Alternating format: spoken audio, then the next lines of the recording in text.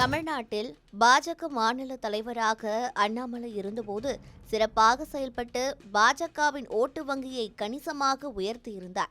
கடந்த மக்களவைத் தேர்தலில் பாஜக தனித்து போட்டியிட்ட நிலையில் அந்த கட்சிக்கு கணிசமான வாக்குகள் கிடைத்தன. இதனிடையே சட்டப்பேரவைத் தேர்தல் நெருங்கிய போது அவரது பதவி பறிக்கப்பட்டு பாஜக மாநில தலைவராக நயினா நாகேந்திரன் நியமிக்கப்பட்டார். தமிழக பாஜக தலைவர் பதவியில் இருந்து அண்ணாமலை விடுவிக்கப்பட்ட பின்னர் அவருக்கு புதிதாக எந்த பொறுப்பும் அளிக்கப்படாமல் இருந்தது. சக்தி கேந்திர பொறுப்பாளராக அண்ணாமலை நியமிக்கப்பட உள்ளதாக சொல்லப்பட்ட நிலையில் அந்த பொறுப்பும் அவருக்கு கிடைக்காமல் போனது. இதன் தொடர்ச்சியாக நடந்து முடிந்த சட்டப்பேரவை தேர்தலில் பாஜக மாநில தலைவர் அண்ணாமலைக்கு சீட் வழங்கப்படாதது பலரையும் அதிர்ச்சியடைய வைத்தது.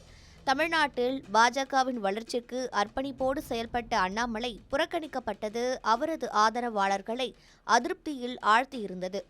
ஆனாலும் அதிமுக மற்றும் பாஜக வேட்பாளர்களுக்காக அவர் தீவிர பிரச்சாரம் மேற்கொண்டு வந்தார். அண்ணாமலைக்கு சீட் வழங்கப்படாத போதிலும் பாஜக மேலிடத்தின் ஆணைக்கிணங்க அவர் தேர்தலில் பம்பரமாக சுழன்று பிரச்சாரம் மேற்கொண்டார். பிரச்சார நடவடிக்கையால் திருப்தியடைந்த பாஜக மேலிடம் அவருக்கு மத்திய அமைச்சர் பொறுப்பு வழங்க முடிவு செய்யப்பட்டுள்ளதாக தகவல் வெளியாகி உள்ளது. ஆந்திராவில் ஜூன் 4ஆம் தேதி ராஜ்யசபா எம்பிகள் பதவி காலியாக உள்ளது.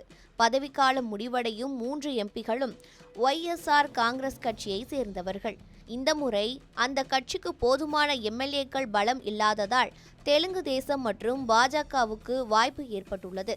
அதில் ஒரு எம்பியாக அண்ணாமலையை தேர்வு செய்ய பாஜக தலைமை திட்டமிட்டுள்ளதாக தகவல் வெளியாகி உள்ளது. குறிப்பாக ஜூன் மாதம் மத்திய அமைச்சரவை மாற்றியமைக்கப்பட உள்ளதாக தகவல் வெளியாகியுள்ள நிலையில் அதில் அண்ணாமலையின் பெயர் இடம்பெறும் என எதிர்பார்ப்பு எழுந்துள்ளது.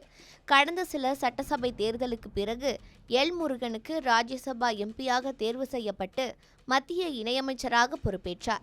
அதேபோல இந்த முறை அண்ணாமலைக்கு அந்த வாய்ப்பு வழங்கப்பட உள்ளது. மத்திய அமைச்சர் முருகனுக்கு அவிநாசி தொகுதியில் வாய்ப்பு வழங்கப்பட்டுள்ள நிலையில் அவரது செயல்பாடுகளில் திருப்தி இல்லாததால் பாஜக தலைமை அதிருப்தியில் இருப்பதாக தகவல் வெளியாகி உள்ளது. முருகன் மத்திய அமைச்சரவையில் 5 ஆண்டுகள் இடம்பெற்றுவிட்டதால் அவரை அமைச்சர் பதவியிலிருந்து விடுவித்துவிட்டு புதியவர்களுக்கு வாய்ப்பு வழங்க பாஜக தலைமை முடிவு செய்துள்ளதாக தகவல் வெளியாகி உள்ளது. அதன்படி முருகனுக்கு பதிலாக தமிழ்நாட்டை சேர்ந்த அண்ணாமலைக்கு வாய்ப்பு வழங்கப்பட உள்ளதாக தகவல் வெளியாகி உள்ளது. இதன் காரணமாகவே அண்ணாமலை சட்டப்பேரவை தேர்தலை தவிர்த்து வந்ததாக சொல்லப்படுகிறது.